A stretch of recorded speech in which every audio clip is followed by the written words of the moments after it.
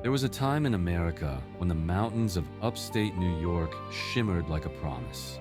When families packed their bags every summer and made the long drive north toward cool air, clear lakes, and the warm embrace of hotels that felt like entire worlds. These places were more than buildings. They were stages where memories were made, fortunes were spent, and legends were born. The Catskills were once the beating heart of American leisure, a golden kingdom of grand hotels, bustling resorts, comedians, dancers, musicians, and families who returned year after year to the same rooms, the same porches, and the same mountain views. But time changed. The families stopped coming, the laughter faded, and the hotels that once sparkled with life now sit abandoned, rotting under moss and fallen leaves, their ballrooms dark, their swimming pools cracked and dry, their halls echoing with nothing but the wind. This is the story of how an entire world rose, burned bright, and vanished. To understand the Catskills, we have to go back to the early 20th century. At the time, New York City was exploding with immigrants. Irish, Italian, Eastern European, Jewish families, people who worked long hours in crowded apartments and needed an escape from the heat. Many hotels throughout the country advertised themselves as luxurious retreats, but some of them quietly excluded Jewish guests. The Catskills, however, welcomed those who'd been pushed away elsewhere. Small boarding houses began first, old farmhouses that rented out rooms during the summer. Families would pay a few dollars a week for fresh air, homemade meals, and the simple joys of mountain life. But word spread quickly, and those boarding houses grew. Soon they began competing with one another, adding porches, extra rooms, and new buildings. By the 1920s, a true industry had formed. The region exploded with hotels that promised comfort, beauty, entertainment, and above all, belonging. By the 1940s, the Catskills had become something entirely new. Not just a vacation spot, but a cultural phenomenon. More than 500 hotels and thousands of bungalow colonies sprang up across Sullivan County. Some were modest, while others were vast resorts with Olympic-sized pools, ballrooms big enough for 1,000 guests, and dining rooms that served 10-course meals. The best known of these giants would soon be nicknamed the Borscht Belt, a playful nod to the Eastern European roots of many of the guests. Names like Grossinger's, the Concord, the Neville, the Pines, and Kutschers would become almost mythical. People didn't just visit them, they lived their summers through them. Couples met there, families grew there, comedians trained there. The Catskills were where everyday people suddenly felt rich, cared for, and entertained from morning until night. What made these hotels so special was more than size or style. It was the feeling of abundance.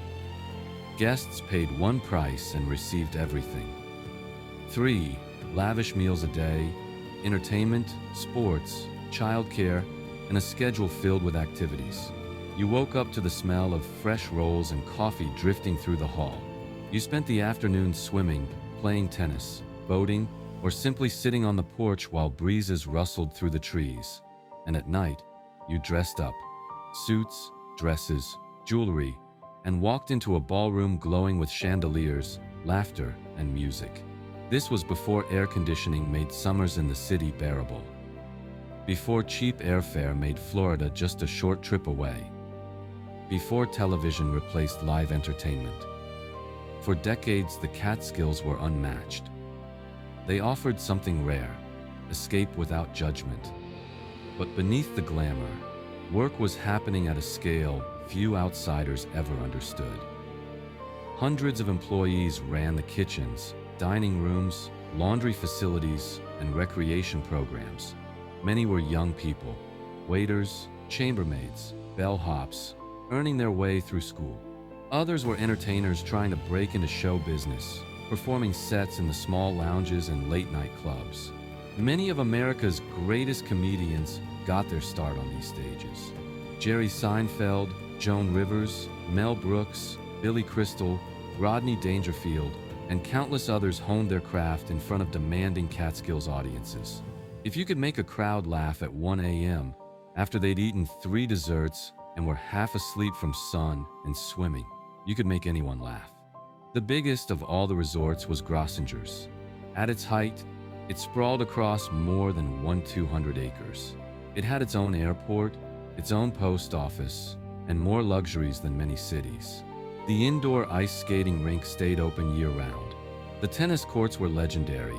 Even the swimming pools, both indoor and outdoor, were photographed by magazines around the world. When Elizabeth Taylor got married, she honeymooned at Grossinger's. Celebrity sightings were common. Politicians, athletes, and Hollywood stars vacationed there, walking the same halls as everyday families. Grossinger's wasn't just a hotel. It was a universe, but it wasn't alone. The Concord Hotel grew even larger. Its Empire Room was one of the largest entertainment spaces outside Las Vegas. Shows featured orchestras, singers, acrobats, and comics. Hundreds of tables filled the room, each lit softly like a nightclub. Weekends were so packed that traffic around the resort stretched for miles. Yet the Golden Age didn't last forever. By the late 1950s, the world beyond the Catskills was changing. Americans were traveling farther, flying more, and expecting modern features that the aging hotels struggled to provide. But even then, the Catskills kept fighting, adding new buildings, expanding pools, modernizing rooms, and trying desperately to keep the magic alive. Still, a slow shift had begun. One that no hotel, no matter how grand, could stop. Guests who once stayed for the whole summer now stayed only a week. Young adults who had grown up in the Catskills wanted something different. The cities became cooler, faster, more appealing. Families began taking trips to Florida or California instead. Soon the crowds grew smaller, the ballrooms less full, the dining rooms quieter. By the 1970s, the decline was unmistakable. Resorts that had once sparkled were aging. Repairs were expensive. Competition from cruise lines, theme parks, and air-conditioned hotels across the country ate away at the Catskills market. And by the 1980s, the fall accelerated. One by one, the giants closed their doors. Fires destroyed some.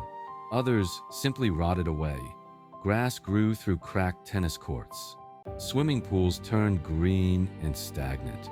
Furniture sat untouched for decades beneath collapsing roofs. Silent, frozen fragments of a world that had once been loud with life. Today, walking through the remains of these resorts is like stepping into a time machine. In some places, menus still sit on tables. Shoes remain in closets. Bunk beds line the walls of abandoned staff housing. And almost everywhere, you can feel the ghost of what this region once meant. Belonging, family, joy, and escape. This is the story of the rise and fall of the Catskills Golden Age. A world built from hope and community. A world that shaped American entertainment. A world that flourished, faded, and now survives only in memory, ruins, and the stories of those who lived it. And this is where that story begins. To understand how the Catskills became a world unto themselves, we need to look at the families who shaped its earliest years. Many of the first hotels were built by immigrants who had arrived in America with little money but enormous determination. They worked the land, bought small farms, and transformed them into boarding houses. These farms slowly evolved into inns, then into full-scale hotels as demand rose. As one resort expanded, another tried to match it. And soon, the entire region was competing to outdo itself in comfort, entertainment, and spectacle. In those early decades, the hospitality was deeply personal. Guests were treated like family. Owners greeted newcomers by name. Children played freely together, and long-term friendships formed. Many families returned every single year, often booking the exact same rooms. Babies learned to walk on the grass of the Catskills. Teenagers had their first crushes on the porches. Parents found rest they couldn't achieve anywhere else. It was a cycle so warm and dependable that for many people, the Catskills were not just a vacation, they were home. As the resorts expanded, they began adding amenities that would shape their golden age. Swimming pools were among the first big attractions.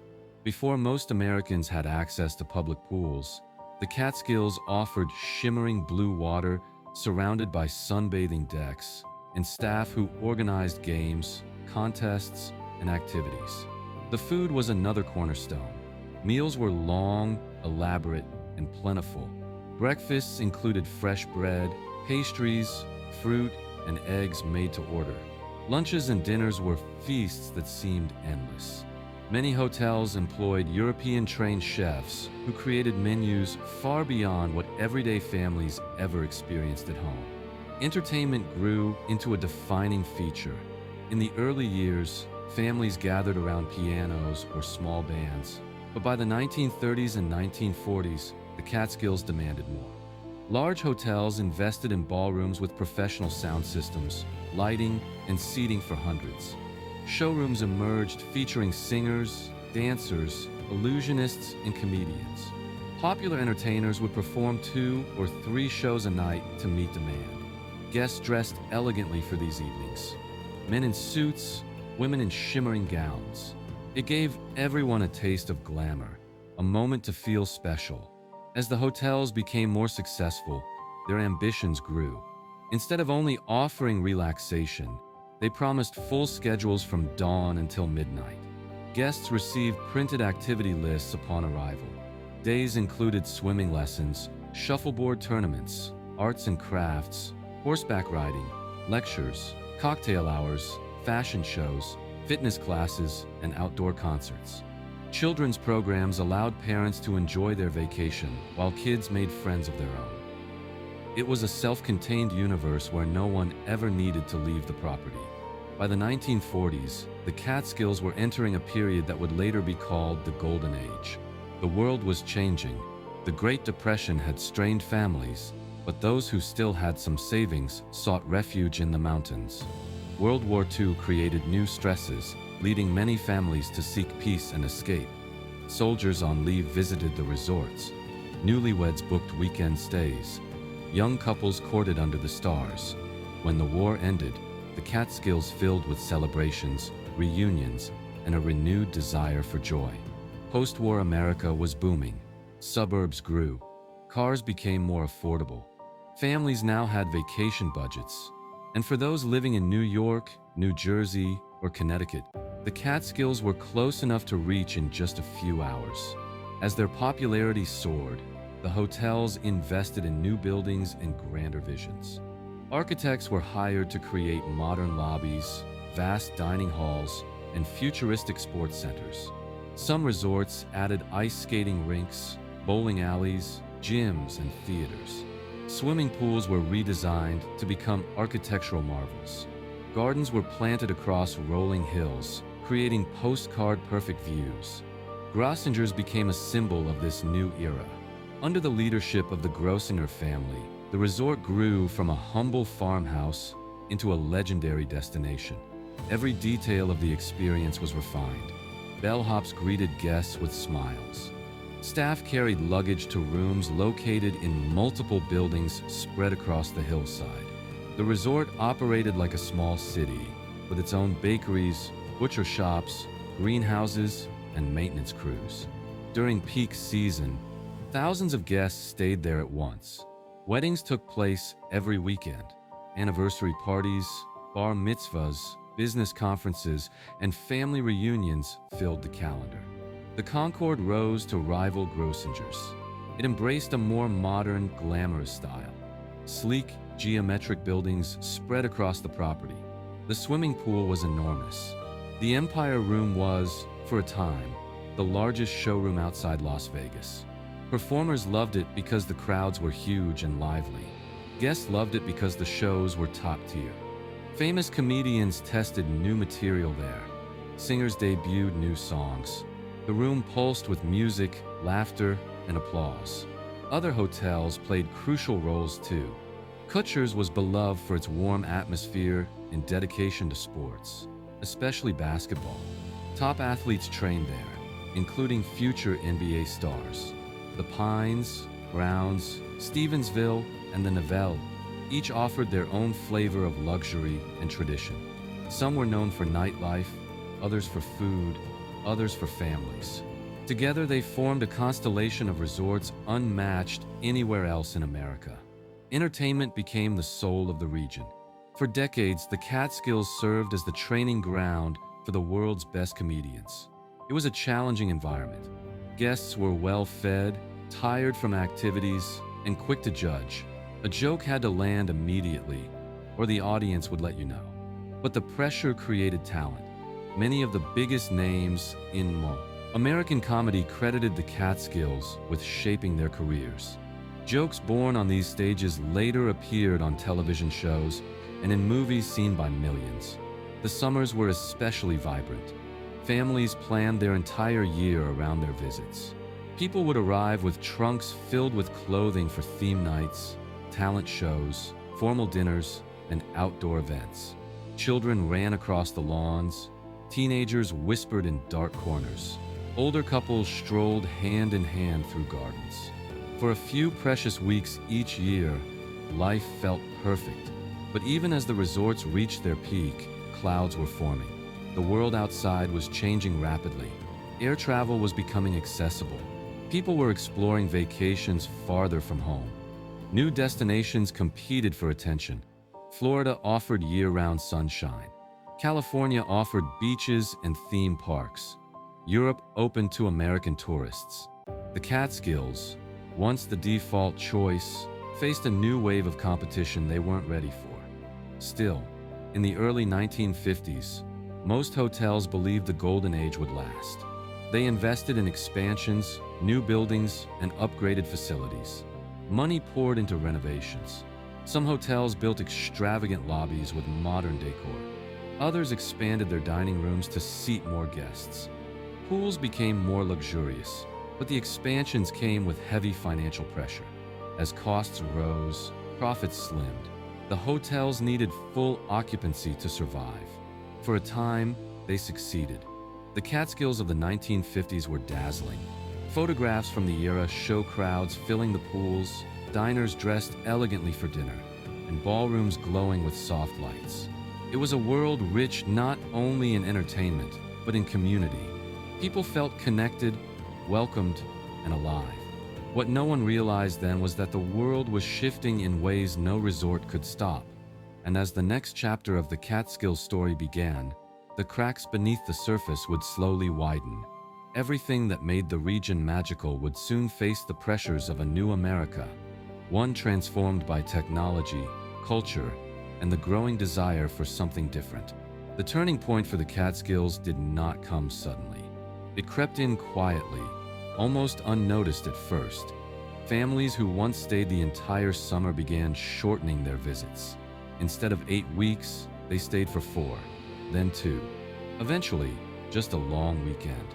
Young adults who grew up spending their summers in the mountains were now in college or traveling farther than their parents ever had. They explored new places, new styles of entertainment, and new ways to spend their time. Meanwhile, the television entered nearly every American home. For decades, live entertainment had been a defining feature of the Catskills.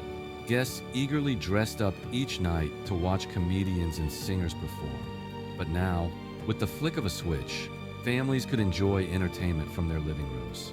Late-night shows, sitcoms, game shows, and televised performances created a new kind of evening ritual. Television didn't replace vacations, but it did reduce the value of nightly shows that had once been a major draw. The Catskills suddenly felt less unique. Air conditioning also reshaped summer plans. Cities that had been unbearable during hot months were now comfortable. People no longer felt the same urgency to escape to the mountains. And as highways improved, families could travel farther for less money. Road trips to beaches, lakes, or national parks became more convenient. Airfares dropped, making Florida and the Caribbean reachable for many middle-class families. Palm trees and ocean breezes replaced mountain air for those seeking something new. The resorts tried to adapt. They added events with modern flair, disco nights, contemporary music acts, and updated decor. Some rebuilt their pools into resort-style complexes with slides and fountains. Others constructed massive new hotel wings to attract larger conferences and conventions. But the costs were enormous, and the return was shrinking. As occupancy rates declined, the burden of maintaining these sprawling properties became overwhelming. Even the food traditions changed. For decades, the Catskills were famous for their extravagant meals. Tables overflowed with dishes. Guests expected abundance, and the hotels delivered. But by the 1970s, tastes shifted. People became more health conscious. The idea of eating multiple full meals a day lost its appeal. Running massive kitchens with dozens of chefs became harder to justify financially. The dining rooms that had once been the pride of the resorts slowly lost their prominence. Another challenge came from a cultural shift. The Catskills had been a sanctuary for Jewish families at a time when many other vacation destinations excluded them. But by the 1960s and 1970s, those discriminatory practices declined. Families who once relied on the Catskills as one of the only welcoming destinations now had options across the country. Miami Beach, Atlantic City, Las Vegas, California, and international travel all competed directly for the same audience. Some resorts held on longer than others. Grossinger's continued expanding, trying to preserve its legacy of luxury. The Concord built new hotel towers, updated its entertainment, and hosted major boxing matches, drawing national attention. Kutcher's adapted by becoming a hotspot for sports programs and celebrity guests. But even with all the effort, the downward trend continued. The costs were simply too high. The buildings were aging, the infrastructure was massive, and the newer generation of vacationers wanted different experiences. By the late 1970s, many of the smaller hotels had closed their doors. Some were abandoned. Others were sold and converted into religious or educational retreats. A few became private clubs or training centers. The larger hotels continued fighting, but the Golden Age was clearly over. Maintenance declined. Guest rooms went unused. Pools closed. Ballrooms that once hosted thousands were left dark and empty. Inside these declining resorts, the contrast was striking. Some parts still tried to hold on to their glamour. Fresh linens were placed on beds. Dining rooms were set with silverware and glasses. But down the hallway, paint peeled from the walls. Empty rooms gathered dust. Buildings designed for crowds stood eerily quiet. It was as if the hotels were caught between two eras, one filled with life, the other fading quietly into memory.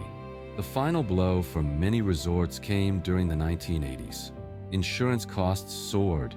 Heating massive buildings became more expensive.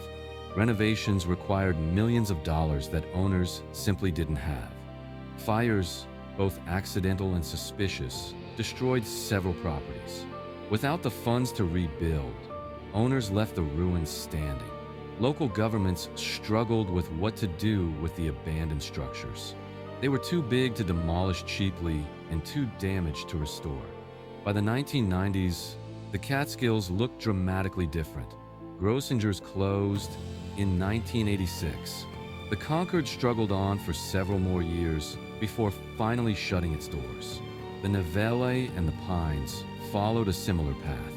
Each closure marked the end of another chapter, another piece of the Golden Age lost. What remained were silent giants, massive buildings surrounded by forests, their windows broken, their hallways filled with debris. Vines crept through cracks in the walls. Graffiti covered once beautiful interiors. Furniture sat untouched, frozen in time.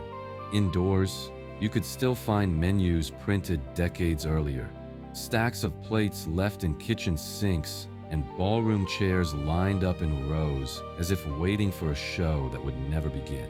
Explorers, photographers, and historians began documenting the ruins. They found empty indoor pools filled with leaves, tennis courts swallowed by trees, abandoned bowling alleys, spas left in darkness, old brochures scattered across floors.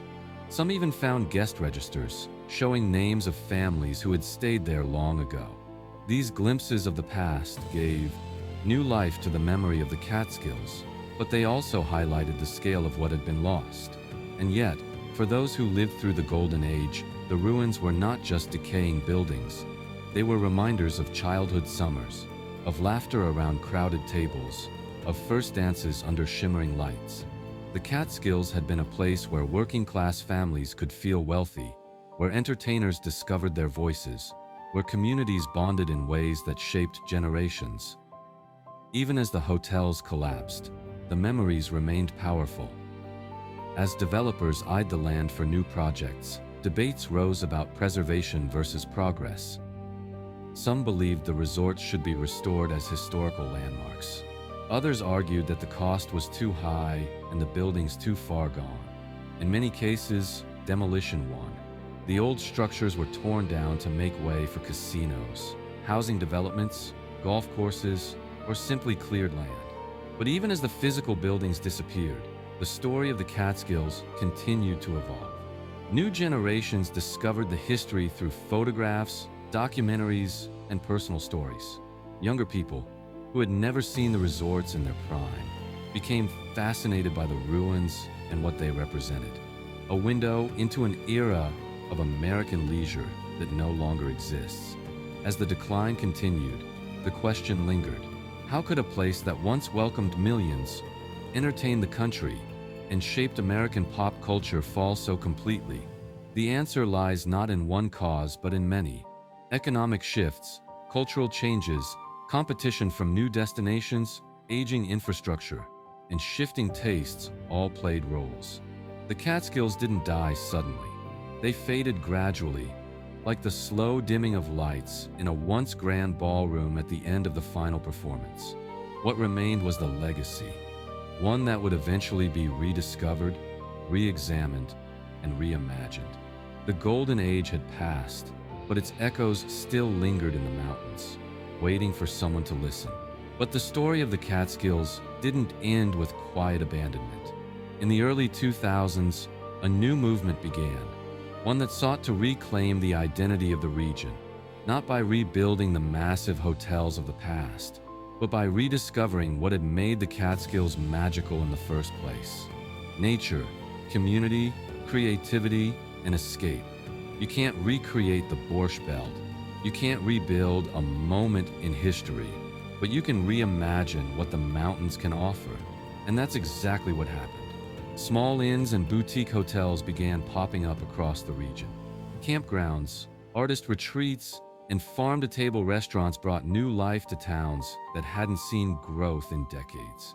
Younger generations, especially those from New York City, rediscovered the Catskills as a weekend getaway, a place for hiking, kayaking, vintage shopping, and quiet relaxation. These visitors weren't looking for ballrooms or live shows. They wanted cabins, waterfalls, local food, and authenticity.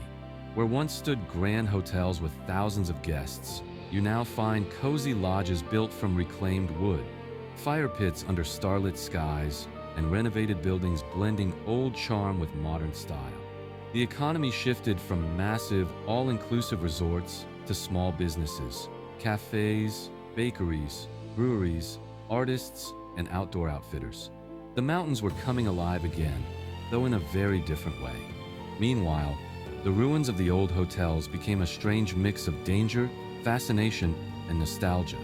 Urban explorers shared photos and videos online, showing flooded indoor pools, collapsed ceilings, overgrown lobbies, and forgotten corridors.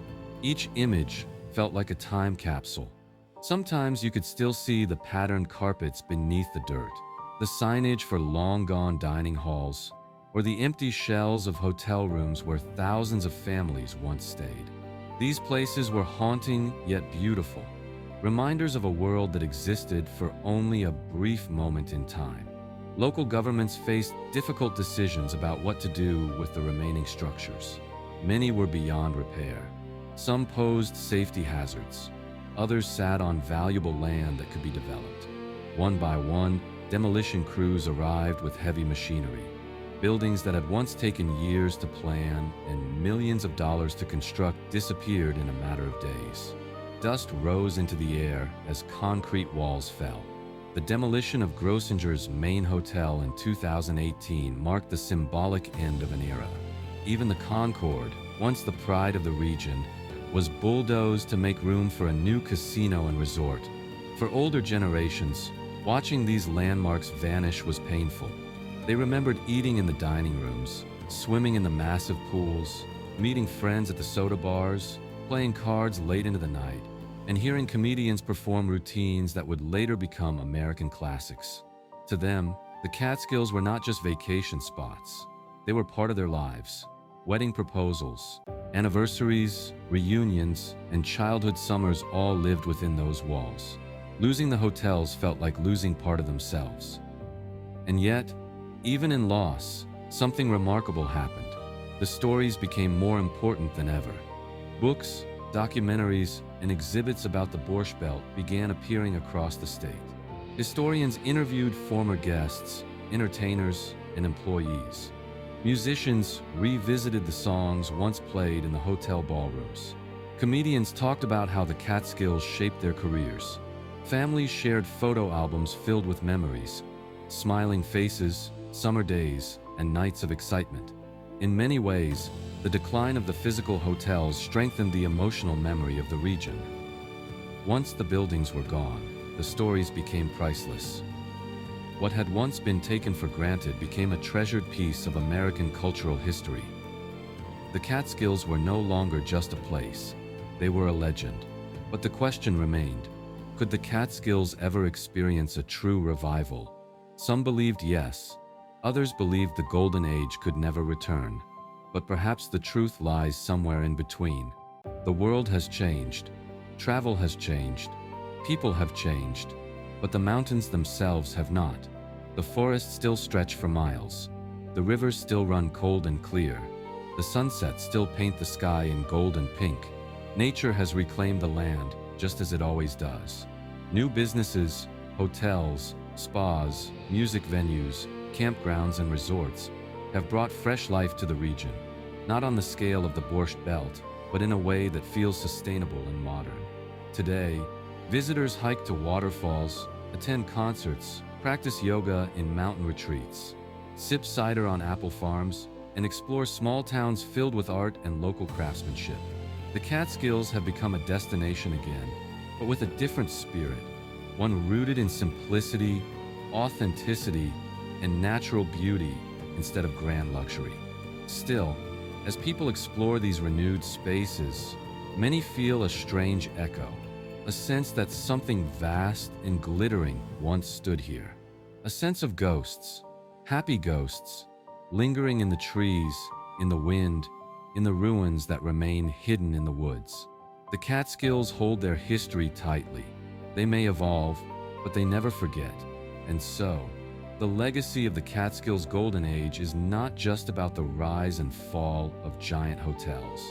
It's about the people who built them, entertained in them, and visited them year after year. It's about the cultural impact that spread far beyond New York, the comedians who shaped American humor, the performers who made their names on those stages, the families who forged lifelong memories in those dining halls, and the communities that thrived because of the mountain economy. Most of all, it's about the idea that places can hold stories long after the buildings are gone, that memories can outlast stone, steel, and wood, and that sometimes the truest form of preservation is remembering, retelling, and passing the story on to those who never saw it themselves. Today, if you walk through the forests where the great hotels once stood, you might catch glimpses of the past. A broken tile on the forest floor, a piece of decorative molding half buried beneath leaves, a concrete foundation overgrown with moss, the faint outline of a pool now filled with rainwater. These fragments speak softly, but they speak clearly. They say, this is where thousands of people laughed. This is where families felt alive. This is where summer had a heartbeat. This is where the mountains echoed with joy. And if you listen closely, you'll hear something else. Not sorrow, but gratitude. Gratitude for an era that shaped generations. Gratitude for a chapter in American history that may be gone, but will never be forgotten. The Catskills Golden Age lives on not in its buildings, but in the memories, the stories, the laughter, and the legacy it left behind. A legacy carved not from marble or concrete, but from the shared experiences of millions of people whose lives were touched, even briefly, by a magical place in the mountains. And in the end, the Catskills teach us something profound about the nature of time, memory, and the worlds we create for ourselves. Every summer, thousands of families would pack their cars, load their suitcases, and drive up into the mountains with excitement buzzing in the air. Children leaned forward in the back seat, waiting for that first glimpse of the hotel sign. Parents exhaled with relief as the city faded behind them. For 1 week, or 2, or sometimes all summer, the Catskills became a second home. The hotels were more than just buildings. They were communities, complete with their own rhythms, their own traditions, and their own language. The ring of a dinner bell, the crack of a tennis ball, the shuffle of cards on a table, the laughter drifting from the swimming pool. These were the sounds of an entire culture, one built not on wealth or status, but on feeling. Feeling welcomed, feeling understood, feeling part of something bigger. Some families visited the same hotel for 3 generations. Children who splashed in the pools became parents and then grandparents. Counselors who led summer games became entertainers. Waiters became managers. Every corner of the Catskills held stories that unfolded over decades. Weddings, reunions, first loves, heartbreaks, lifelong friendships, they all happened here. And thousands of people carried those memories forward into their own lives, long after the hotels closed. Even today, when former guests talk about the Catskills, their voices soften, their eyes brighten. They remember the smell of chlorine from the indoor pools, the warm bagels served in the morning, the comedians who made them laugh so hard they cried, the cool breeze that came off the mountains at night, the feeling of belonging, a feeling that's rare and precious. The end of the great hotels wasn't a failure. It was the natural conclusion of a story shaped by its era. The world that created the Borscht Belt no longer exists. People travel differently, spend differently, and live differently. The grand resorts were built for a moment in time, a moment when accessibility, culture, and community aligned perfectly. When that moment passed, the hotels passed with it. But the spirit didn't fade. It evolved. Today, families still come to the Catskills, not for ballrooms or stage shows, but for hiking trails, campfires, and quiet mornings. Artists set up studios in renovated barns. Musicians play shows in old industrial buildings. Chefs open restaurants in towns once driven by the hotel economy. Young travelers arrive looking for authenticity and connection, and in their own way, they find it. Just as earlier generations did, the landscape holds all of it, the old and the new, the remembered and the rediscovered. If you walk the old hotel roads at dusk, you might feel it, a sense of presence, a kind of echo. The ghosts of chambermaids carrying linens, the distant laughter of children running to the pool, the muffled music from a ballroom far in the distance. It's not haunting, it's comforting, a reminder that joy leaves a trace. Some ruins still stand in the forest, slowly being claimed by vines and moss. Nature is doing what nature always does. It covers, softens, and forgives. In a strange way, the decay is beautiful. It allows us to see the past and the present at the same time. A grand hallway collapsing into the earth, a cracked tile catching the sunlight, a rusted sign hanging from a single nail. These images tell a story without needing words. And that story is simple. Everything ends, but not everything is lost. The hotels may be gone, but the Catskills are still here, still rising out of the mist in the morning, still glowing orange in the fall, still full of trails and rivers and quiet corners where someone can sit, breathe, and feel alive. The mountains have always been the soul of this place. The hotels were only the chapters. The people who visited the Catskills carry the final chapter with them. The memories, the laughter, The feeling of driving up that long road one last time before heading home. Even those who never visited have felt the influence. Through the comedians who shaped American humor, the entertainers who became legends, the writers who found inspiration in the mountains, and the families whose stories became part of the region's DNA. The Catskills Golden Age was not just a period in history. It was a shared experience, a cultural heartbeat that still echoes through time. And even now, as the forests grow thick around the old hotel grounds and the buildings crumble into the soil, you can feel something in the air. A warmth, a nostalgia, a gratitude for what once was. In the end, that is the legacy. Not the buildings, not the ballrooms, not the grand dining halls, but the memories. The Catskills taught generations of people how to play, how to laugh, how to rest, how to connect, and how to feel at home far away from home.